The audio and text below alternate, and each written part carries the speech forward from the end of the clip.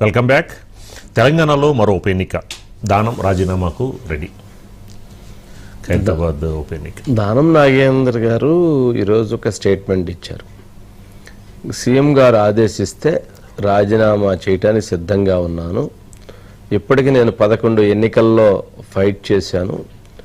నాకు పోరాటం పెద్ద గొప్పేం కాదు, పెద్ద ఇదేం కాదు, నేను సిద్ధంగా ఉన్నాను అన్నారు. సరే అంటే ఆయన ఎన్నికలకి సీఎం గారు ఆదేశిస్తే సిద్ధం అంటున్నారు. సీఎం గారు ఆదేశిస్తే సిద్ధం కాదు, సీఎం గారు రాజీనామా చేయమంటే చేయటం కాదు. ఆల్రెడీ దీనిపైన ఆయన బీఆర్ఎస్ పార్టీ తరఫున గెలిచి శాసనసభ్యుడిగా ఆయన సికింద్రాబాద్ కాంగ్రెస్ పార్టీ ఎంపీగా పోటీ చేశాడు. అది నిజంగా పొలిటికల్ దాంట్లో అది రాంగ్ స్టెప్. సరే దీనికి రిజైన్ చేసి దాంట్లో చేస్తే పర్వాలేదు, దీనికి రిజైన్ చేయకుండా దాంట్లో చేసాడు. తర్వాత మళ్ళీ ఇప్పుడు దీంట్లో కొనసాగుతున్నాడు. సరే రాజకీయాల్లో సరే చట్టాల్లో ఉన్నటువంటి లొసుకులు చాలా ఉపయోగపడుతుంటాయి రాజకీయ నాయకులకి, వాళ్ళ కోసమే పెట్టినటువంటి అవి కూడా కొన్ని చట్టాలు. అది అయిపోయిన తర్వాత దానిపైన కేటీఆర్ గారు మొత్తానికి సుప్రీంకోర్టు కేసు వేశారు. సుప్రీంకోర్టు 4 వారాల్లోపు చర్యలు తీసుకోండి, ఇది ఎక్కడి పద్ధతి, అసలు ఇది ఏమన్నా పద్ధతి ఉందా అని చెప్పని వాళ్ళు ఇది చేశారు. స్పీకర్ గారు మొత్తాన్ని 4 వారాలు అయిపోయిన తర్వాత మళ్ళీ చేయకపోతే మళ్ళీ దానిపైన మళ్ళీ కౌంటర్ ఇది అయింది. అంటే సుప్రీంకోర్టు దీని మీద యాక్షన్ తీసుకునే పరిస్థితి వచ్చింది. కాబట్టి స్పీకర్కి కూడా తప్పని పరిస్థితి ఏర్పడింది. సీఎం గారు చెప్పినా సీఎం గారు చెప్పకపోయినా రాజీనామా చేయక తప్పదు. కాకపోతే సీఎం గారి మీద దానం నాగేంద్ర గారు ఎందుకు పెట్టారు అని అంటే, సరే నెక్స్ట్ క్యాండిడేట్ కూడా ఆయన అవుతాడు అనుకోండి, ఆయన కంటెస్ట్ చేస్తాడు దీంట్లో, రేపు గెలిస్తే మంత్రి పదవి ఇవ్వాలనే డిమాండ్ ఒకటి పెట్టుండొచ్చు. లేదు ఎన్నికలకు అయ్యేటువంటి వ్యయ ప్రయాసలతో కూడినటువంటి వాటన్నిటి కూడా మీరే బాధ్యత తీసుకోవాలని పెట్టుండొచ్చు.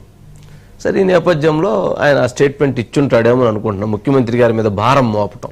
ఒకసారి ఆ బయట ఏదో ఉన్నట్లు ఒకసారి ప్లే చేయండి. అన్ని వివరాలు కూడా నేను మళ్ళీ సుప్రీం కోర్టులో కూడా నా యొక్క వాదనని కూడా నేను అప్పీల్ చేయడం జరిగింది. అది ఇంకా కోర్టులో పెండింగ్ ఉంది కాబట్టి సుప్రీం కోర్టులో ఉంది, అదే విధంగా స్పీకర్ గారి దగ్గర ఉంది. నేను మళ్ళీ సుప్రీం కోర్టు కూడా నా ప్రత్యేకంగా కూడా నేను కూడా అప్పీల్ కావడం జరిగింది. సందర్భాన్ని బట్టి అది నిర్ణయం తీసుకుంటాం. ఇంకా దాని గురించి ఏం చర్చ జరగలేదు. మరి ముఖ్యమంత్రి గారు అందరూ ఆలోచించిన తర్వాత అలాంటి పరిస్థితి వచ్చినప్పుడు నేను ఎన్ని ఎలక్షన్లు కొట్లాడినా మీకు తెలుసు, ఇప్పటి వరకు సుమారు 11 ఎలక్షన్లు కొట్లాడాను. ఎలక్షన్ కు నాకేం కొత్త కాదు, ఫైట్ చేయడం నాకేం కొత్త కాదు. ఫైట్ చేయడం గెలవడం అనేది నా రక్తంలోనే ఉంది.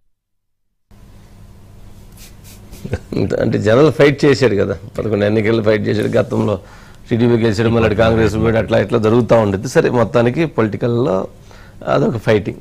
సరే ఇప్పుడు ఖైరతాబాద్ ఎన్నిక ఆల్మోస్ట్ వచ్చేటువంటి అవకాశం ఉంది. ఖైరతాబాద్ కాన్స్టిట్యున్సీకి ఒక ప్రత్యేకత ఉంది. ఖైరతాబాద్ కాన్స్టిట్యున్సీ అంటే గతంలో పీజీఆర్ గారు చేశారు. హైదరాబాద్కి సెంటర్, హైదరాబాద్లో ఖైరతాబాద్కు ఉన్నటువంటి ప్రాధాన్యం ఇంకా వేరే కాన్స్టిట్యున్సీకి ఉండదు. సరే ఇప్పుడు ఖైరతాబాద్లో ఆయన గతంలో 3 సార్లు గెలుస్తున్నారు. కానీ ఈసారి జరిగేటువంటి ఈ ఉప ఎన్నిక మాత్రం చాలా టఫ్. జూబ్లీ హిల్స్ ఎన్నికకి ఖైరతాబాద్ ఎన్నికకి డిఫరెన్స్ ఉంది. జూబ్లీ హిల్స్ ఎన్నిక గోపీనాథ్ ఉంటే వేరు, గోపీనాథ్ లేకపోవడంతో వాళ్ళ సతీమణిని నుంచోబెట్టారు. సరే వాళ్ళ కుటుంబ వివాదం పెద్ద రాజుకొని అది గందరగోళం అయిపోయింది. సరే అటువైపు నుంచి వచ్చేటప్పటికి నవీన్ని రంగంలో ఇచ్చాడు. అతను 2 సార్లు ఓడిపోయాడు. అతని మీద పాజిటివ్నెస్ ఉంటుందో అతను కూడా రంగంలో దిగేశాడు. దిగటంతో కాంగ్రెస్ ప్రభుత్వం అవునన్నా కాదన్నా 120 కోట్లు ఖర్చు పెట్టింది అంటున్నారు. సరే వాస్తవం అని అనుకుందాము. 30 కోట్లు బీఆర్ఎస్ పెట్టింది. సరే దాంతో ఆ వేరియేషన్ తోటి మొత్తం మీద ఇది జరిగింది. కానీ ఇప్పుడు ఖైరతాబాద్ లో జరిగేటువంటి దీంట్లో దానం నాగేందర్ కాంగ్రెస్ క్యాండిడేట్ అయితే బీఆర్ఎస్ క్యాండిడేట్ ఎవరు అవుతారన్నది ముఖ్యం. అక్కడ బీఆర్ఎస్ క్యాండిడేట్ తలసాని శ్రీనివాస్ యాదవ్ కొడుకు సాయి యాదవ్. అతను మొన్న ఎంపీగా కంటెస్ట్ చేసి ఓడిపోయాడు. ఇప్పుడు గనక కిషన్ రెడ్డి గారి మీద ఇప్పుడు గనక అతను గనక ఖైరతాబాద్ లో గనక నుంచుంటే ఆ ఫైట్ మామూలుగా ఉండదు. అంటే పీజీఆర్ గారు అబ్బాయి విష్ణువర్ధన్ రెడ్డి అతను కూడా బీఆర్ఎస్ లో ఉన్నాడు కదండి, అతనికి ఎవరంటారా? విష్ణువర్ధన్ రెడ్డికి జనరల్ గా మరి వాళ్ళు జూబ్లీ హిల్స్ నెక్స్ట్ టైం ఏదో ఇస్తామని ఏదో ప్రామిస్ చేసినట్టున్నారు. బట్ మరి అటువైపు నుంచి మరి ఎందుకనంటే అక్కడ క్యాస్ట్ కాంబినేషన్ అనేది కూడా చాలా ఇది ఉంటుంది. సరే అందుట్లో ఇతను దగ్గరగా ఉంటాడు కదా. ఇప్పుడు సాయి యాదవ్ కేటీఆర్ గారికి అసోసియేట్, అందుట్లో విష్ణువర్ధన్ రెడ్డికి బ్యాక్గ్రౌండ్ సపోర్ట్ అంటే పీజీఆర్ గారు ఇది తప్ప ఇప్పుడు అతను యాక్టివ్గా ఇది కాదు కదా. అదే తలసాని శ్రీనివాస్ యాదవ్ పవర్ఫుల్, అవునన్నా కాదన్నా ఇప్పుడు హైదరాబాద్లో పీజీఆర్ గారి తర్వాత అంత లీడర్షిప్, అంత హోల్డ్, ఆ పార్టీ ఈ పార్టీ అని లేకుండా ఒక రిలేషన్స్, ఒక ఉన్నటువంటి ఒక స్ట్రాంగ్ లీడరు తలసాని శ్రీనివాస్ యాదవ్. ఇప్పుడు కాంగ్రెస్ పార్టీలో వాళ్ళున్నా, బీఆర్ఎస్లో వీళ్ళున్నా ఎన్ని తీసాను లీడర్గా, ఆ పార్టీ ఈ పార్టీ అని లేకుండా. మనకు అవుట్ సైడ్ చూస్తే హరీష్ రావు గారికి ఎట్ రిలేషన్స్ ఉంటాయో తలసాని శ్రీనివాస్ యాదవ్కి ఇన్సైడ్ ఎట్ రిలేషన్స్ ఉంటాయి సిటీలో. ఇప్పుడు అతను అయినప్పుడు ఏమైందంటే ఆటోమేటిక్గా అక్కడ ఒక బలమైన ఫైట్ అవుతుంది. ఆ ఫైట్ చాలా హోరాహోరీగా ఉంటుంది. రాష్ట్ర రాజకీయాలని ఒక్క కుదుపు కుదిపేసిద్ది. బీఆర్ఎస్ పార్టీ నాయకులు ఆడ పనికిరారు, కాంగ్రెస్ పార్టీ నాయకులు పనికిరారు, అంటే సీఎం వీళ్ళందరూ కూడా పనికిరారు. ఎందుకు రారంటే అక్కడ ఫైట్ జరిగేది దానం నాగేందర్ వర్సెస్ తలసాని శ్రీనివాస్ యాదవ్. ఆ రెండు మధ్య జరిగితే అసలు అది మామూలుగా అది చూడటానికి, వినటానికి, రిపోర్టింగ్ చేయటానికి చాలా వేగవంతంగా ఉండిద్ది. సరే, అది మరి విష్ణుకి ఇస్తే మళ్ళీ అది ఇంకొక రకమైన ఇది ఉంటుంది.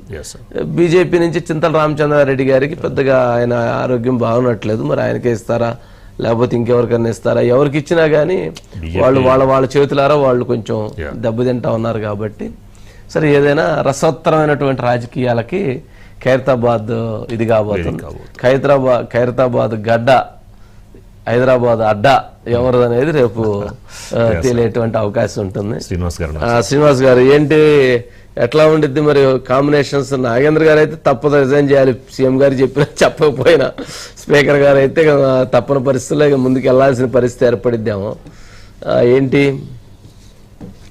ఈరోజు నాగేందర్ ఇచ్చినటువంటి స్టేట్మెంట్ నిజంగా కొన్ని విషయాల్లో చూసేది ఉంటే తప్పని పరిస్థితుల్లో రాజీనామా చేయవలసిందే నాగేందరు. ఎందుకంటే టెక్నికల్గా ఆయన ఉన్నటువంటి పరిస్థితులలో బీఆర్ఎస్ నుండి ఎమ్మెల్యేగా పోటీ చేసి గెలిచాడు. అదే పార్లమెంటులో కాంగ్రెస్ పార్టీ నుంచి బీఫామ్ తీసుకొని ఎంపీగా పోటీ చేశాడు. పర్టికులర్గా ఆయన దొరికిపోయినట్టే లెక్క.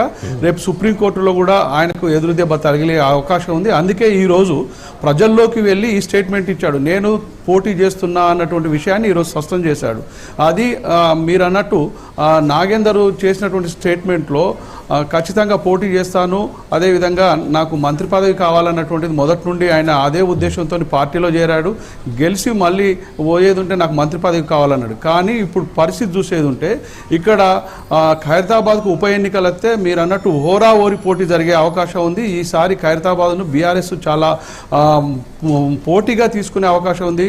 ఎందుకంటే తలసాని శ్రీనివాస్ యాదవ్ కొడుకు సాయి కిరణ్ యాదవ్ను రంగంలో దించే అవకాశం ఉందన్నటువంటి ప్రచారం జరుగుతుంది. సాయి కిరణ్ గత పార్లమెంట్ ఎన్నికల్లో కిషన్ రెడ్డి మీద పోటీ చేశాడు, గట్టి పోటీనిచ్చాడు. అయితే ఆయన యువకుడు. అదేవిధంగా ఖైరతాబాద్లో బలమైనటువంటి వర్గం యాదవ వర్గం ఉంది, అక్కడ కూడా చాలా స్ట్రాంగ్గా ఉంది. గతంలో పీజీఆర్కు అండగా ఉన్నటువంటి యాదవులు ఈసారి సాయి యాదవ్ను దించితే ఆయనకు ఖచ్చితంగా మంచి రిజల్ట్ వస్తుంది అనే ఉద్దేశంతోనే సాయి యాదవ్ను బలపరిచే విధంగా ఇటు బీఆర్ఎస్ వాళ్ళు మొదటి నుండి పార్టీ మీద ఒత్తిడి తీసుకొస్తున్నారు. శ్రీనివాస్ యాదవ్కు ఆ బాధ్యతలు అప్పగించే అవకాశం కూడా ఉంది. మీరు అన్నట్టు కేటీఆర్కు చాలా సన్నిహితంగా ఉంటాడు. అదేవిధంగా హైదరాబాద్లో గట్టి హోల్డ్ ఉన్నటువంటి నాయకుడు శ్రీనివాస్ యాదవ్. ఆయన కొడుకు రంగంలో దిగేది ఉంటే ఆయన పూర్తిగా శాయశక్తుల గెలిపించే విధంగానే ప్రయత్నం చేసే అవకాశం ఉంది. దానం నాగేందర్ గట్టిగా ఉన్నా కూడా కొంత ప్రజలకు ఈ మధ్య చాలా దూరంగా ఉన్నటువంటి ప్రచారం జరుగుతుంది. అదేవిధంగా కాంగ్రెస్ పార్టీ మనం మొన్న చూసేది ఉంటే జూబ్లీహిల్స్లో గట్టి పోటీ ఇచ్చింది బీఆర్ఎస్. చివరి 4-5 రోజుల వరకు బీఆర్ఎస్కే అనుకూలమైనటువంటి ఫలితం ఉంది అన్నటువంటి ప్రచారం కూడా జరిగింది. అదే విధమైనటువంటి సర్వేలు కూడా విప్పాయి. అయితే కాంగ్రెస్ నుండి ఇటు దానం నాగేందర్, ఒకవేళ బీఆర్ఎస్ నుండి సాయి కిరణ్ యాదవ్, తలసాని శ్రీనివాస్ యాదవ్ కొడుకు నిలబడితే ఖైరతాబాద్ మాత్రం పోటీ మాత్రం హోరావోరుగా జరిగే అవకాశం ఉందని చెప్పవచ్చు. రైట్. నెక్స్ట్ అండి, కలవర పెడుతున్న స్క్రబ్ టైఫస్ 5గురిని బలి తీసుకున్నారు.